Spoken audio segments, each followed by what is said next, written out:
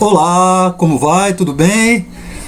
Vamos terminar hoje o capítulo 7 de Atos dos Apóstolos com a nossa leitura comentada. Eu estou usando a revista e atualizada e vamos ler do 54 até o final. Diz assim: a morte de Estevão. Ouvindo eles isso, enfureceram-se no seu coração e rilhavam os dentes contra ele. Mas Estevão, cheio do Espírito Santo, fitou os olhos no céu e viu a glória de Deus e Jesus, que estava à sua direita. E disse: Eis que vejo os céus abertos e o Filho do Homem em pé à destra de Deus. Eles, porém, clamando em alta voz, taparam os ouvidos e, unânimes, arremeteram contra ele. E, lançando-o fora da cidade, o apedrejaram. As testemunhas deixaram suas vestes aos pés de um jovem chamado Saulo e apedrejavam Estevão, que invocava e dizia: Senhor Jesus, recebe o meu espírito.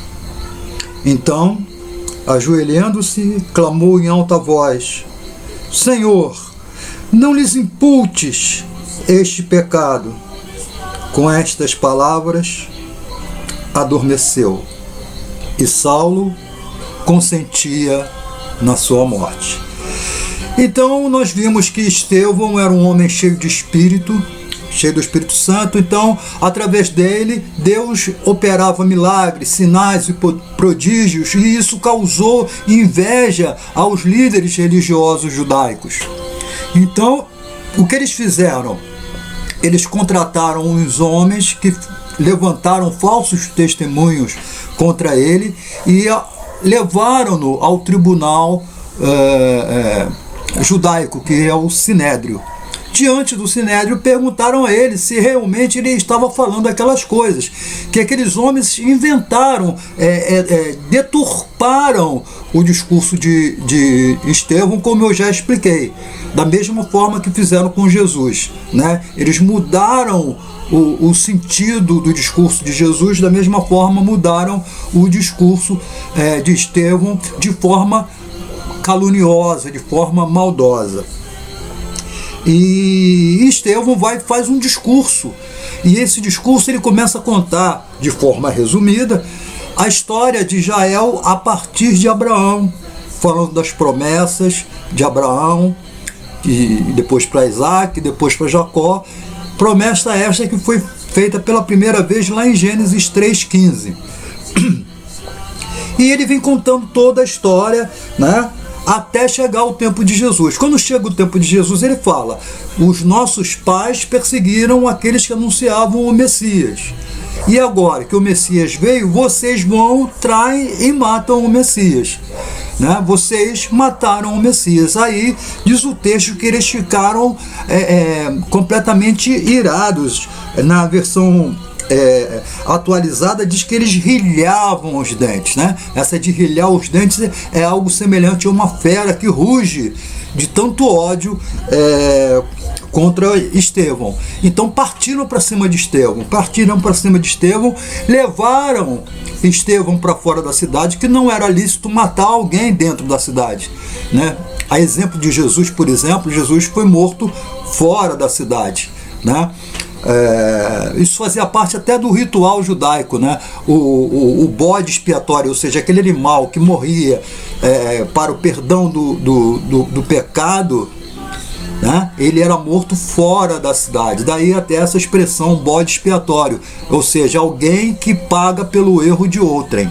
Então, o bode ou a ovelha era morta, era sacrificada fora da cidade. Jesus foi morto fora da cidade. A mesma coisa foi com Estevão. Levaram Estevão para fora da cidade. E começavam a apedrejar.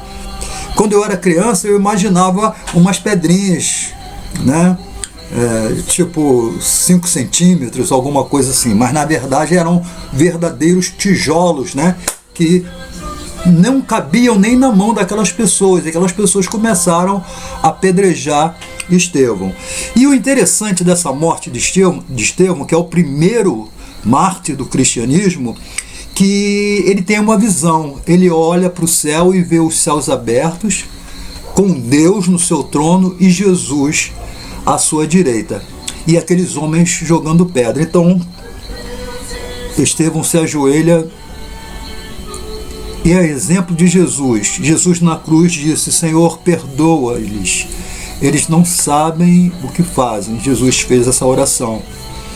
Da mesma forma, Estevão, ajoelhado, diz o texto, diz assim: Senhor, não lhes imputes esse pecado. E falando isso, adormeceu. Na linguagem bíblica, adormecer veio a óbito, morreu, né? E tinha uma testemunha observando todo esse espetáculo dantesco, né, chamado Saulo. E diz o texto que ele consentia, ou seja, ele aprovava aquilo que estava acontecendo diante dos seus olhos. Paulo aprovou aquilo ali. Lembrando, Saulo ainda, né? Ainda era Saulo. Saulo era um judeu fanático, era um fariseu, né, seguidor ferrenho da sua religião, zeloso. É claro que ele tinha boas intenções, né? Ele entendia que aquilo ali ele estava a serviço de Deus. Ao matar Estevão, ele estava matando um herege, né? E Paulo foi, é claro, um grande perseguidor dos cristãos. O próximo capítulo, o capítulo 8, a gente já vai começar falando sobre a perseguição da igreja, que é um fato muito interessante. Eu tenho coisas para falar sobre isso, tá? Que aos nossos olhos parece uma coisa muito ruim, mas na realidade é uma coisa boa. A igreja hoje, no ano de 2020, né, e recentemente, tem sido muito perseguida por forças do mal, né? As igrejas são obrigadas a fechar, porém os bares não. Aí eu fico preocupado. Por que a igreja deve fechar e os bares não? Né? Se a questão é aglomeração, tanto bares quanto igreja aglomeram. Pelo contrário, as igrejas são as que mais zelam pela questão